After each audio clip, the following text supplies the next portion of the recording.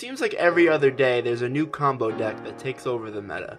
With the new Drytron cards coming out, of course we still have Dragon Link and Infernoble. Upon a much weighted ban list, we still have a cool deck in Adamancipator. Now, Adamancipator has a unique ability to be able to throw out negates in the form of Kwakumeru Guardian before you make your end board, which I think is the main advantage of the deck. Now, a lot of people have dismissed the deck ever since Block Dragon got banned. However, we do have some cool tools in the deck to recur resources with a cool new card that just came out in the latest set, Phantom Rage.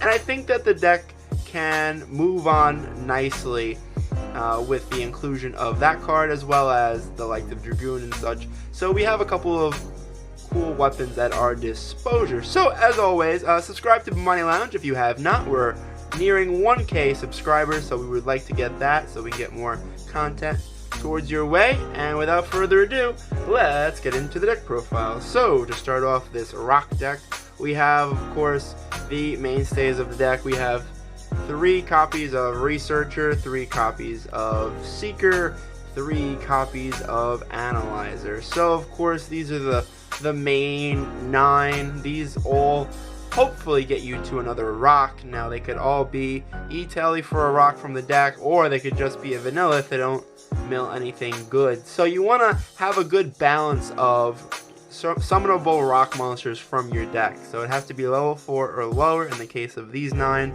And you want to be able to have enough cards where you have a consistent amount of ways to consistently hit off your Researchers, your Seekers, and your Analyzers. Because what a lot of people do is they start cutting those cards and then they whiff on many of their Searchers. So it's important to play some number of good rock monsters, but also a good number of tuners. So these are your tuners. So to get into the rocks, the bread and butter of the deck, we play triple Doki Doki to go along with 3 Kwakumeru Guardian. Of course, these are pretty staple. Then it kind of gets a little... You have to get a little creative with these ratios, I feel, because you don't want to just summon random rocks from your deck. You want them to be consistently good in every matchup. So we have 2 Kwakumeru Supplier. Now the advantage of this card is that it does chain block. It can chain block Calcifibrax because if a rock leaves the field, you can special summon it from your hand, and then you can search a Guardian, which can have some cool applications with the next card that just came out in Phantom Rage, Rock Band Xeno Guitar. So Rock Band Xeno Guitar is a newer card that a lot of people have maybe read and say, oh, this card looks promising, it could be good in certain builds. But I think that this deck actually really needed this card.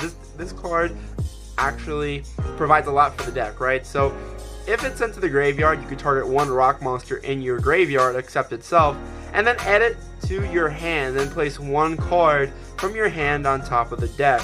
Now if this card is banished from the field or graveyard, you can send 1 rock monster from your deck to the graveyard. So it would be great to get that second effect. Of course, Black Dragon is banned, and we aren't playing the likes of Gigantus to proc off Xeno Guitar's effect. So Xeno Guitar really only has 1 application in the deck, which means kind of recurring back resources, which is cool because the fact it does stack on top of your deck, it's like another plague spreader because we are playing, of course, these bricks. So I like the fact that it can get bricks out of your hand, especially if you draw the Red Eyes Fusion, as well as there are some certain interactions that actually really benefit your plays.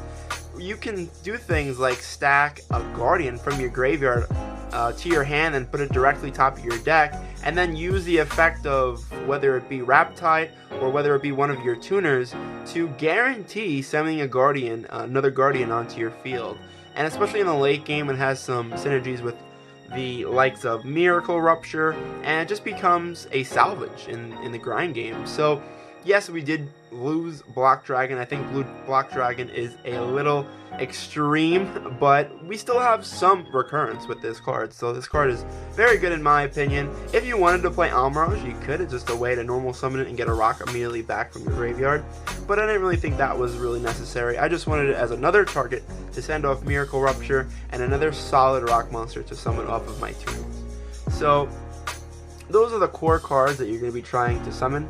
Now we are playing a Miracle Rupture Engine, so that means we're playing 2 targets other than the Xeno Guitar. We're playing the Revival Golem and the Tackle Crusader. So what I notice is that a lot of times you just want free monsters on board. Now the name of the game is not to spam level 4s anymore, because we're not playing Gallant Granite, because Black Dragon is banned, and there's really no explosive rock to search other than Researcher, but a lot of times you're already using Researcher for your play anyway.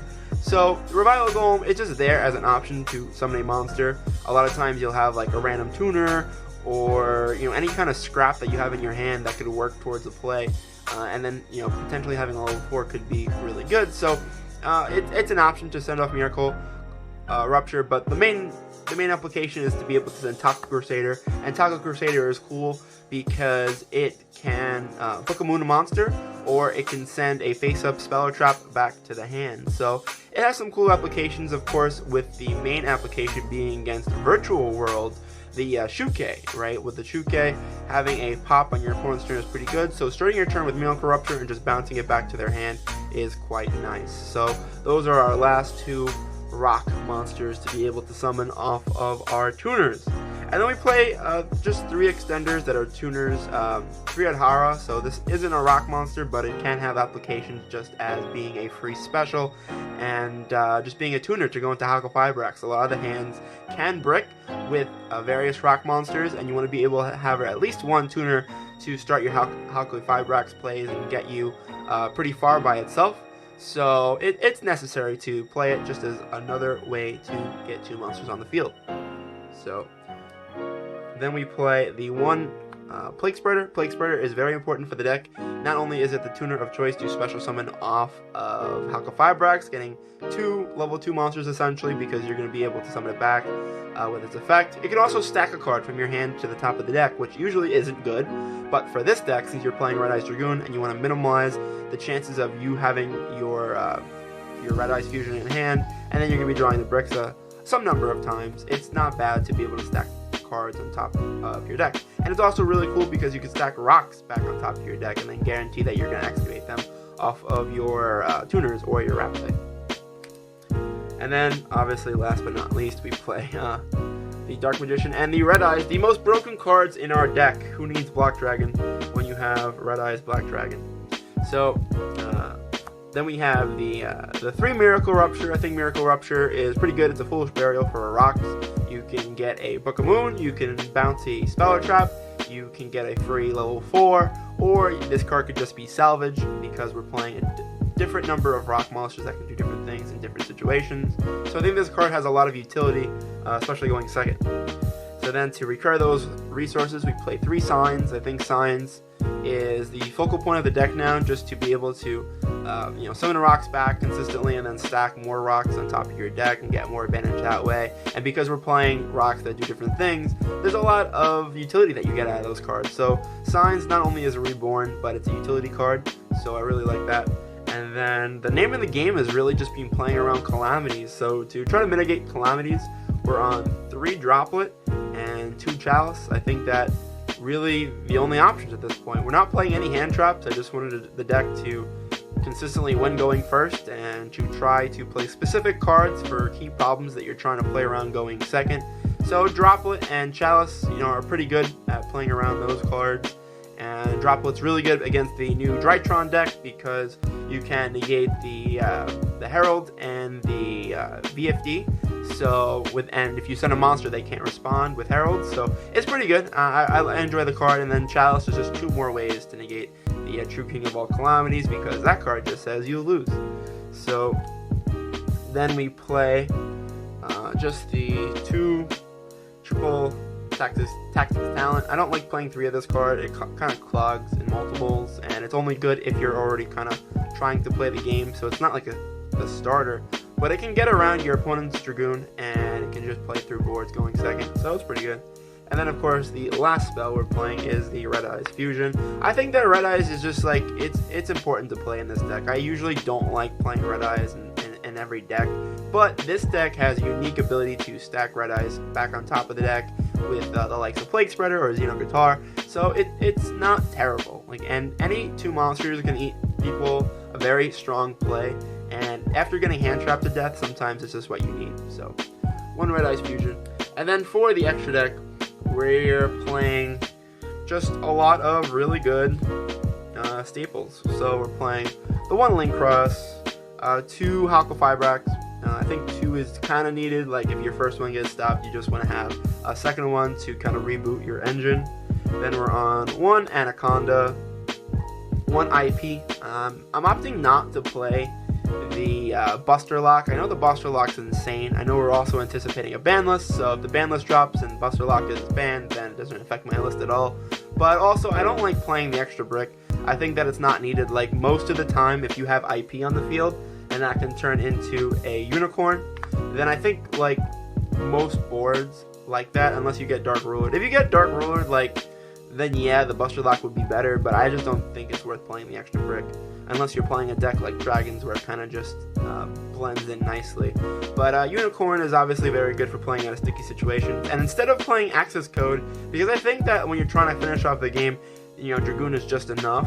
So I'm actually on Crusadia Avermax. I think Avermax is pretty good, especially like when you think about it. A lot of games you're going to be ending on, you're going to be ending on these 3 monsters with the Dragoon, the IP, and the Verte. So like if you're playing against a small deck like Dogmatica, they could barely get over 1 Dragoon. But if you start to if you start to summon like Avermax on top of that, they can't attack anything but the Avermax. So another way of outing the Dragoon is Debunk.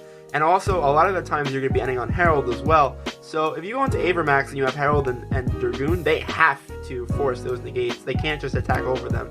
So I think that Crusadia Avermax is actually a really interesting way of making sure that your negates are actually negating something, rather than just being, on the field and laying ducks for just opponents attacking monsters. So I think that Avermax is actually better than Appaloosa and Access Code, and can also out opponents' Dragoon. So that's why I really like it. So I chose to play the Avermax over the Access Code, which is cool if you're a budget player.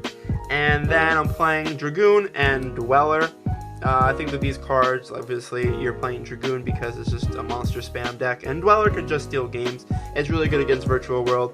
So those are them. And then for the synchros, we're playing the Marcher and the Integrator. Obviously, this is a very well-known play. You're just going to be going into Halqa-Fibrax to summon Plague Spreader, and the Plague Spreader is going to be synchroing with the tokens to summon the Marcher, and then the Marcher is going to bring back the Plague Spreader. You're going to synchro with the other token and summon the Integrator, and then when you can go into your Raptite, you draw a card. So not only are you summoning an engine card, but you're also drawing a card. So that could be really good games 2 or 3 drawing into your side deck. So those are the synchro level 3s, and then we're playing obviously the Herald to set up a early negate, along with probably Guardian. Like the Guardian and the Arclight are probably going to hit the field rather early.